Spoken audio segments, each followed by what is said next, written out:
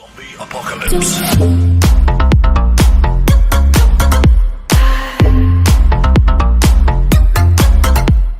Servus zusammen, hier ein kleines Tutorial, wie man GTA-Fahrzeuge in seinen GTA-Ordner packt oder seine LSPDFR-Fahrzeuge in sein GTA LSPDFR hineinbekommt.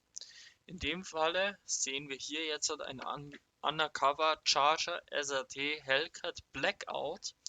Diesen möchte ich jetzt ganz gerne in mein GTA-Verzeichnis bekommen. In dem Falle fangen wir ganz einfach hier an. Wir downloaden uns diesen. Diesen habe ich schon gedownloadet. Jetzt wird das Ganze natürlich hier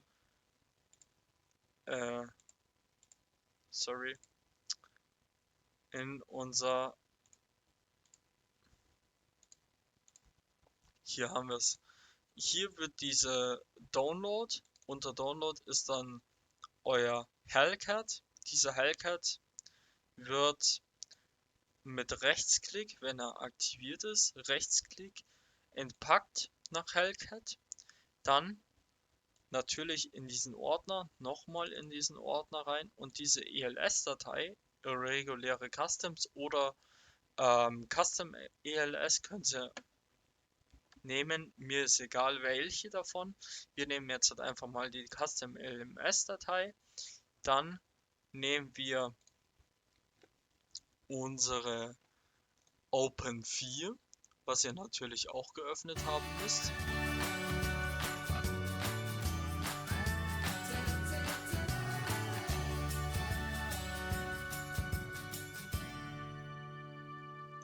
Hier haben wir dann unser ELS, hier Default und hier haben wir dann unser ganzes ELS-Ding. Bei mir ist es ein bisschen mehrer, weil ich schon einige Fahrzeuge bei mir drin habe. So, jetzt nehmen wir hier unser Fahrzeug, unsere FBI, ziehen das rüber. Ne, können wir gar nicht, weil wir keinen Editierungsmode anhaben. So, jetzt können wir ELF, also FBI hier reinziehen und hier ist es jetzt schon drinnen. So, der nächste Schritt ist jetzt, wir müssen die Hellcat auch noch einbinden. In dem Falle gehen wir wieder ganz normal hier auf unser GTA 5, Mods, Update, x64, DLC Pack, dann der Patch von mir ist jetzt der 28. Es gibt natürlich auch den neueren. Ihr müsst immer den neuesten hernehmen. Den, was ihr in eurem Mods-Ordner drin habt, immer den neuesten Patch Day. In dem Falle gehen wir jetzt auf den Patch Day, DLC, x64, Levels, GTA 5, Vehicles und hier wird dieses ganze Vehicles-Zeug eingefügt. Also dieses FBI wird hier eingefügt. Wenn das hier auftaucht, habt ihr alles richtig gemacht. In dem Sinne könnt ihr GTA starten und es wird alles geloadet. Wenn es euch gefallen hat, lasst einen kleinen Like da. Ich würde mich darüber freuen.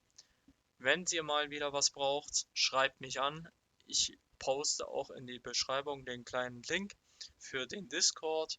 Und hier könnt ihr auch alles beschreiben, was ihr Probleme habt oder auch sonstiges. Also, wir sehen uns beim nächsten Mal. Bye bye.